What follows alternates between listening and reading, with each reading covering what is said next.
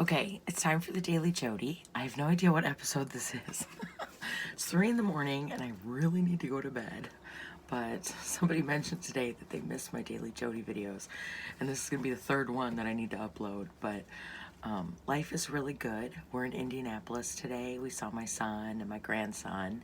And we're supposed to leave tomorrow, but we don't want to because Alex had to work and we only had him until about 5 o'clock. So we're hoping that we can find, this RV park is booked for Friday night. So we're hoping that we can find another one fairly close to his house. So we can just have one more day with Walter and Alex before we have to go back to Virginia. And I am finding that this is the first place since I left my job that I feel totally home. Like this feels like home to be with Walter and Alex. So I have a feeling I'm going to be back really soon to sit for a while.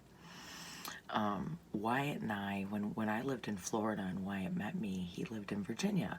And so we had about, when we first met, we had about 6 weeks doing the long distance thing, and then we finally met in person. And then once we met in person for 4 days, it was less than 2 weeks, and he drove to Florida, and he came down for a while. Then he went back to Virginia, and then he kept coming down more often and staying longer.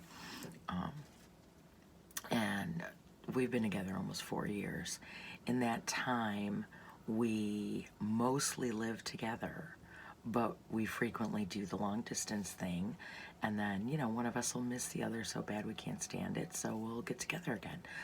And these last 6 weeks on the road has been the most like together we've ever been. Because even when we lived together, like I worked overnight and slept during the day, and he had his stuff going on. He created his own life in Florida, going to herbalism school and working on farms and stuff like that.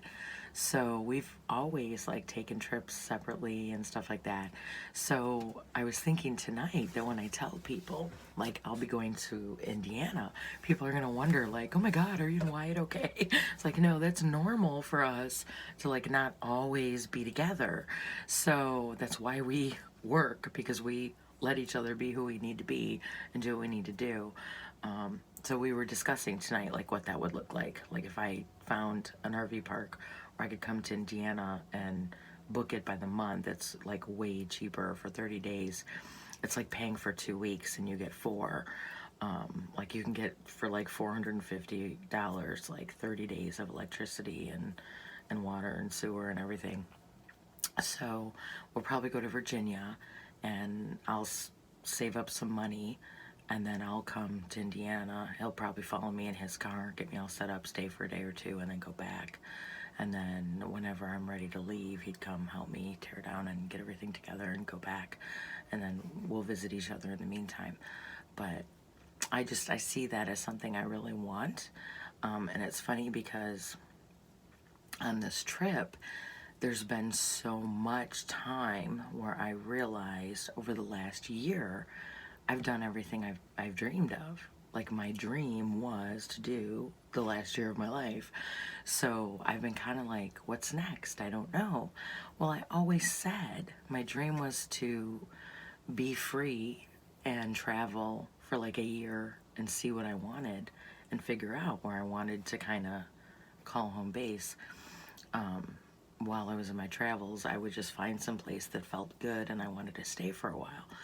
And I was telling my son tonight, we were texting, and I said, you know, it's funny because the last few months when I was at my job, what gave me the call to leave was I knew that if nothing else, I could always go to Indiana and be with my boys. And I have a lot of friends in Indiana. I'm part of Hoosier Stitchers, and I've come here for years going to the retreats, and I've gotten very close to some of the ladies. And so I always knew that if I ever, like, if there was one place where I could just plop myself down, I have current friends, I have a whole family, I have a whole life, like anytime I want it in Indiana. And when we got here today and I was hanging with them, it was the first place, being at Alex's house and being with them just really felt like home. in a way I just haven't experienced in a year, and it felt so good. So I have a feeling I'll be back for at least, I'm thinking 60 days. If I could just get a place and book it for 2 months, and then by the time 60 days is up, it'll be getting cold outside, and I'll be ready to go to Florida for a while. So we were discussing tonight, should I go down to Florida first and do a quick, just take the car and the dog and just run down there and see my mom and my other 2 kids and take care of some stuff before I settle in Indiana for a little while, or if I should hurry up and come to Indiana for 60 days and then go straight to Florida. And so we'll see how it all plays out, but I know I want to spend some significant time in Indiana. I'm ready. So luckily, all of the things that I do for a living, like to bring money in and pay my bills, I can do remotely. I just started a new virtual assistant job that I love, and then there's a second person that I'm going to start working for soon, and so that'll be cool. I got 2 new coaching clients this week that'll start next week, so that's exciting.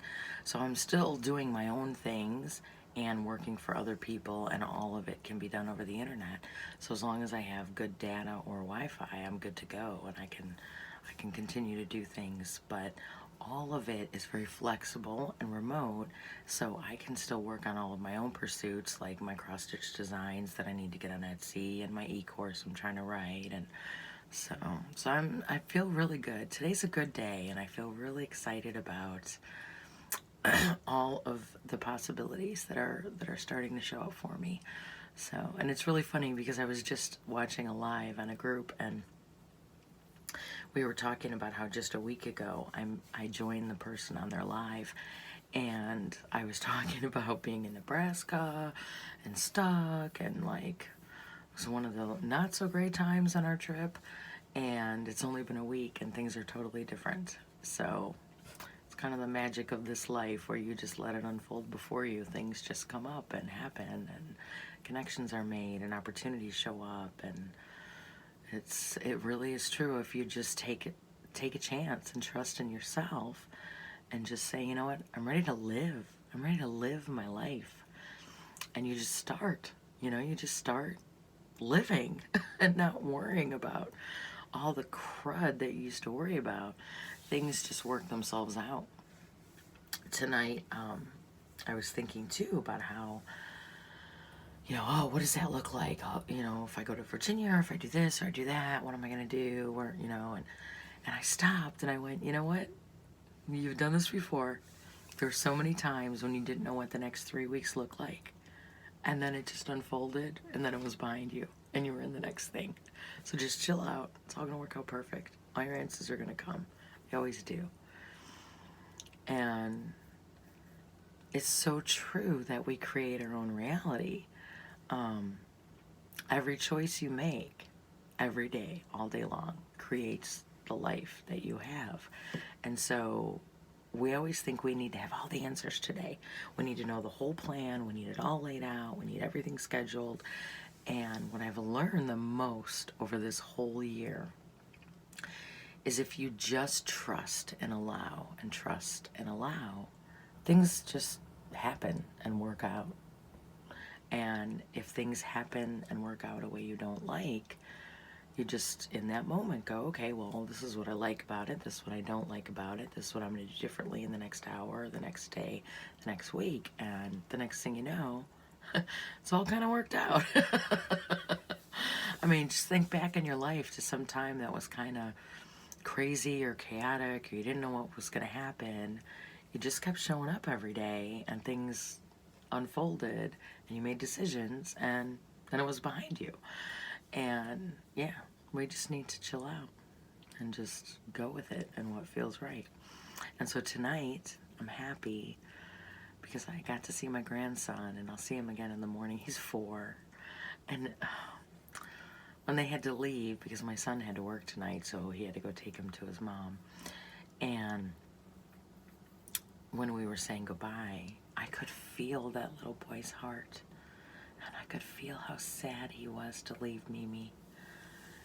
And I knew I was very sad, but I kept watching his little face, and I could just see he was so sad that our time had to be over. And now I'm willing to do anything to be with him again tomorrow. And I know this is where I need to be for a while. He needs to know his Mimi. He's old enough now to really talk, now that he's 4, and really understand. And it's such a neat time, and I don't want to miss any more of it. I want to get some good time with him.